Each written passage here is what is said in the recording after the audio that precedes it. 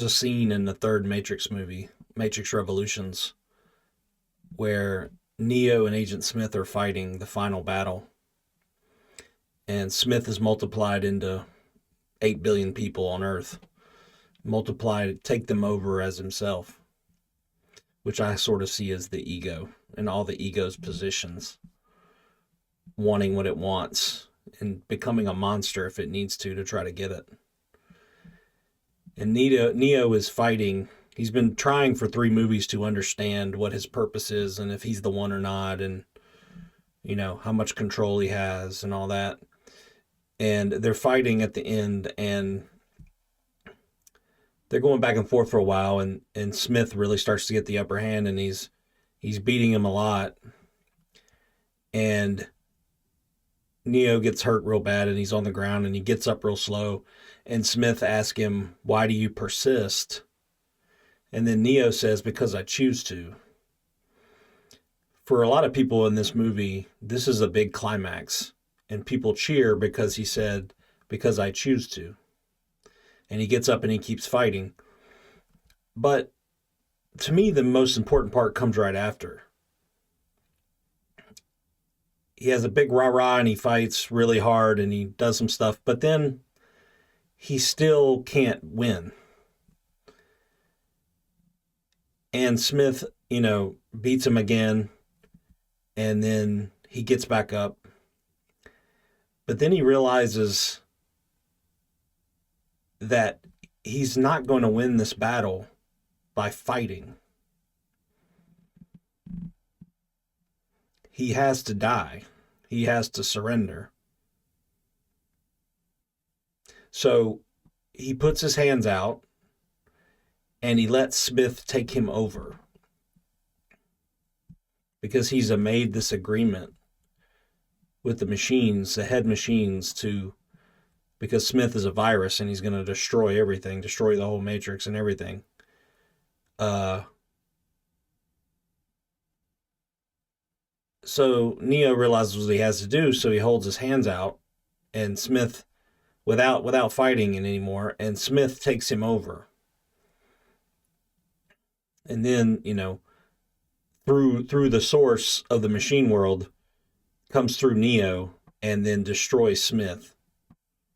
Smith destroys himself because he can't handle the code or something like that. It's been a while since I've seen it. But the important part is that Neo has a realization about what happens. The mind gives up fighting. In most movies, the hero overcomes by struggle and force, and punches the enemy to the ground, or wrestles them to the ground, or has a big shootout, or blows a building up and all that. But in this movie, the hero surrenders, which is very rare in any kind of Hollywood movie. It's very rare in life as well, because our ego, our algorithm, is always trying to make our way and have our way.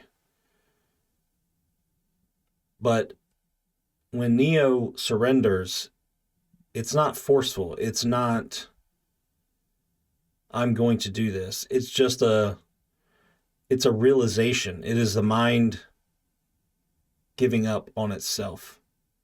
And then surrender happens automatically, naturally. It doesn't really have to be a choice.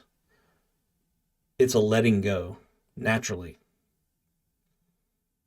And that's how the mind is on the path as well. All 3 of those movies are a great metaphor for realization and awakening.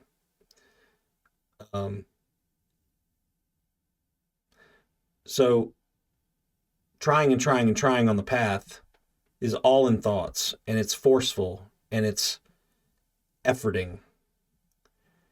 And sometimes that's required. You have to go through all the battle and the struggle, just like he did in those 3 movies, to get to the point where your mind gives up on itself and it realizes there isn't control.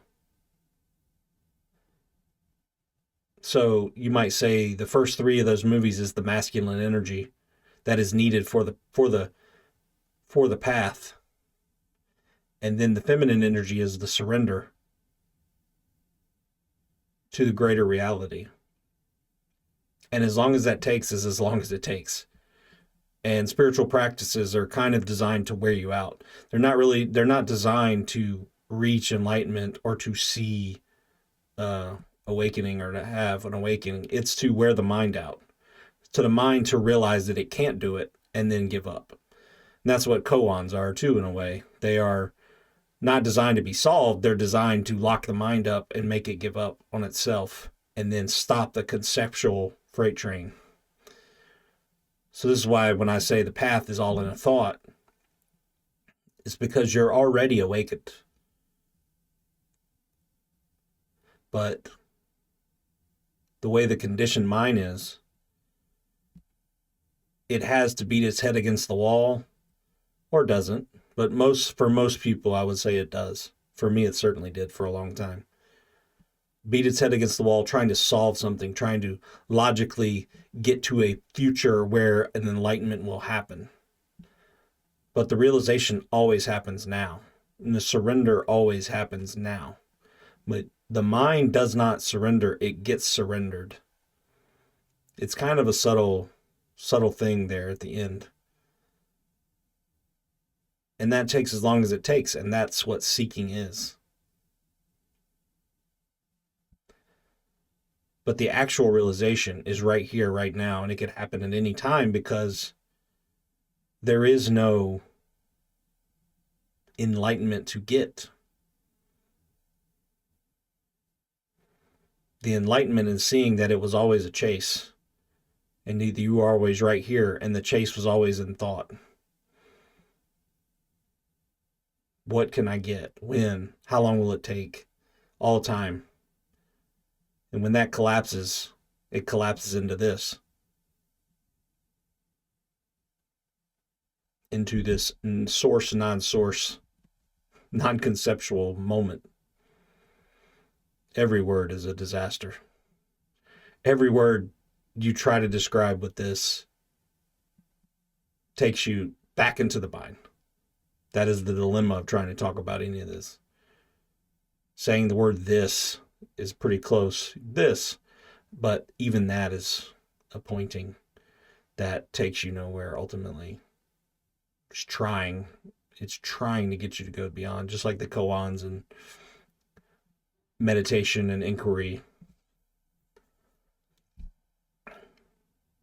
It is a giving up. It is a surrendering that happens. And reality wakes up to itself. And it wakes up to itself right here where it's always been and always will be.